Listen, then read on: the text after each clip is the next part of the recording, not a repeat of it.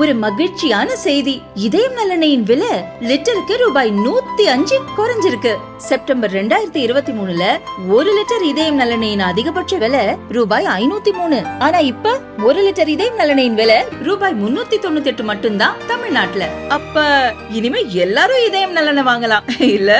சர்வதேச அரங்கில் பல்வேறு நெருக்கடிகளை சந்தித்து வரும் கனடா பிரதமர் ஜஸ்டின் ட்ரூடோ உள்நாட்டிலும் பிரச்சினைகளை சந்தித்து வருகிறார். ட்ரூடோ பதவி விலக வேண்டுமென்று அவரது சொந்த கட்சியான லிபரல் கட்சி எம்பிக்களை போர்க்கொடி தூக்கினர். இவர் மீண்டும் கனடா தேர்தலில் போட்டியிடக்கூடாது என்றும் வலியுறுத்தி வருகின்றனர். ட்ரூடோவை கட்சியின் தலைவர் பதவியிலிருந்து நீக்கிவிட்டு வேறு ஒருவரை நியமிப்பது குறித்தும் ஆலோசித்து வந்தனர். ட்ரூடோ அரசுக்கு ஆதரவு கொடுத்து வந்த என்டிபி கட்சியும் ஆதரவை விலக்கிக் கொண்டது. அடுத்த பார்லிமென்ட் கூட்டத்தில் நம்பிக்கையில்லா தீர்மானத்திற்கு அழைப்பு விடுத்தது. உள்நாடு மற்றும் சர்வதேச பிரச்சினைகளை அவர் திறமையில்லாமல் கையாளும் விதத்தை சுட்டிக்காட்டி அவர் பதவி விலக வேண்டும் என்ற நெருக்கடிக்கு தள்ளப்பட்டார்.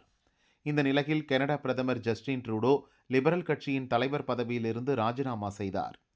கட்சித் தலைவர் பதவியுடன் பிரதமர் பதவியையும் ராஜினாமா செய்வதாக கூறிய அவர் புதிய பிரதமர் தேர்வு செய்யப்படும் வரை தானே பதவியில் நீடிப்பதாகவும் அறிவித்தார்.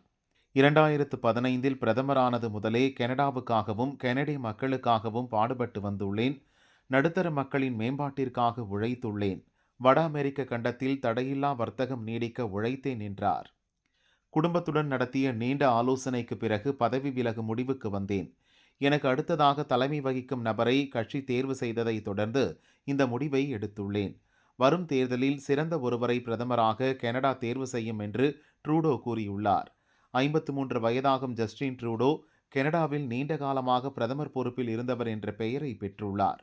வரும் 8ஆம் தேதி கட்சியின் உயர்மட்ட குழு கூட்டம் கூடுகிறது. இந்த கூட்டத்தில் புதிய பிரதமர் தேர்வு செய்யப்பட உள்ளார்.